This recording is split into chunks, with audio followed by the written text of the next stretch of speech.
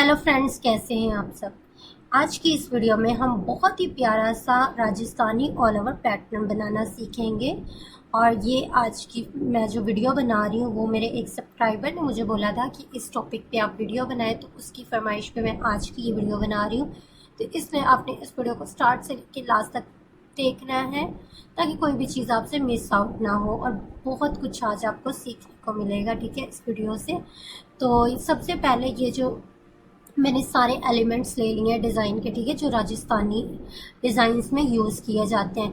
तो इन सारे डिज़ाइंस का सबसे पहले हमने बैकग्राउंड रिमूव कर देना है, ठीक है। तो मैंने मैजिक पेन टूल सेलेक्ट किया, देन राइट क्लिक करके मतलब कि हमने मैजिक पेन टूल सेलेक्ट करना है और बैकग्राउंड को सिलेक्ट करना है। बैकग्राउंड को सिलेक्ट करने के बाद राइट क्लिक करके सिमिलर करेंगे तो डिलीट कर देंगे, ठीक है। तो जितना भी वाइट पार्ट था वो सारा डिलीट हो गया। उसके बाद कंट्रोल डी से अनसेलेक्ट कर देंगे।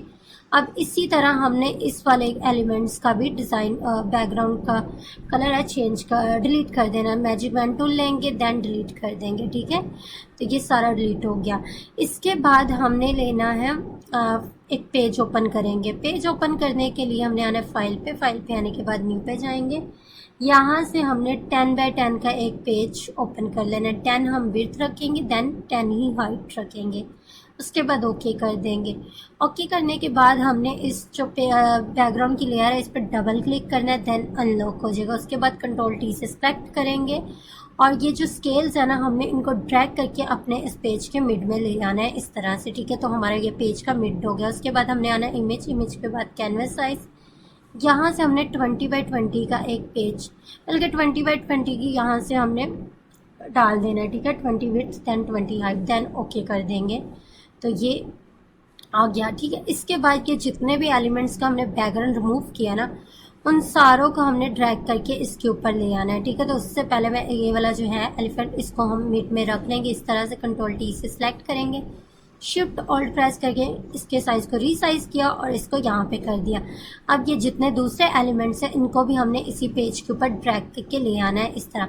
इन तीन डिज़ाइंस को एलिमेंट्स को मिक्स करके हमने बड़ा ही खूबसूरत सा राजस्थानी पैटर्न बनाना है, ठीक है, ऑल ओवर में। तो इसलिए आपने इस वीडियो को स्टार्ट से लेकर लास्ट तक देखना है। इसके बाद हमने मैंने इसको पहले ही एडजस्ट कर लिया था इसके मिड में। अब ये जो पिकॉक है ना, इसको हमने कंट्रोल टी से सिलेक्ट करके शिफ्ट ऑल्ट प्रेस करके इसके साइज़ को थोड़ा सा रीसाइज किया। देन रेक्टेंगुलर टूल लेंगे और जो वाइट एरिया से बाहर है ना पार्ट ब्लैक वाले पे, हमने वो सारे को सिलेक्ट करके यहाँ पे ले आना, ठीक है। उसके बाद कंट्रोल डी से अनसेलेक्ट कर देंगे। उसके बाद फिर से हमने यही रेक्टेंगुलर टूल लेना और जो पार्ट अब फिर से ब्लैक वाले पार्ट पे रह गया ना, उसको हमने सेलेक्ट करना है और नीचे को ले आना।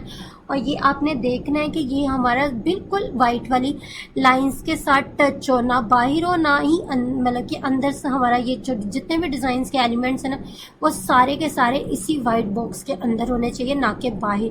अगर बाहर कोई भी पार्ट रह गया तो आपका सारा डिज़ाइन ख़राब बनेगा, ठीक है। अब इस बेजल वाले फ्लावर को भी हमने यहाँ पे सिलेक्ट करना है। रेक्टेंगुलर टूल से मैंने यहाँ पे एडजस्ट कर दिया इस लाइंस के साथ। उसके बाद जितना पार्ट ब्लैक वाले साइड पर है उस सारे को मैंने सेलेक्ट करके इधर ले आई। उसके बाद कंट्रोल डी से अनसेलेक्ट कर दिया।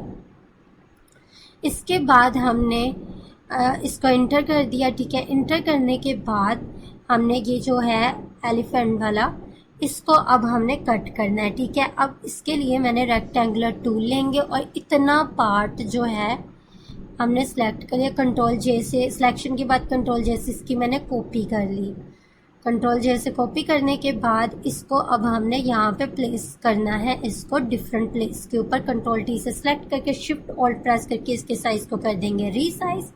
देन इसको एडजस्ट करने के बाद मैंने इसकी कंट्रोल जे से कॉपी की और इसको यहाँ पे भी एडजस्ट कर देंगे। उसके बाद ये वाला जो डिज़ाइन है पिकॉक का, इसको हमने यहाँ पे एडजस्ट किया। देन रेक्टेंगुलर टूल लेंगे और जो ब्लैक वाले पे है ना, इस सारे को हमने सेलेक्ट करना है और ऊपर इस तरह से लाइंस के साथ अटैच कर देना है।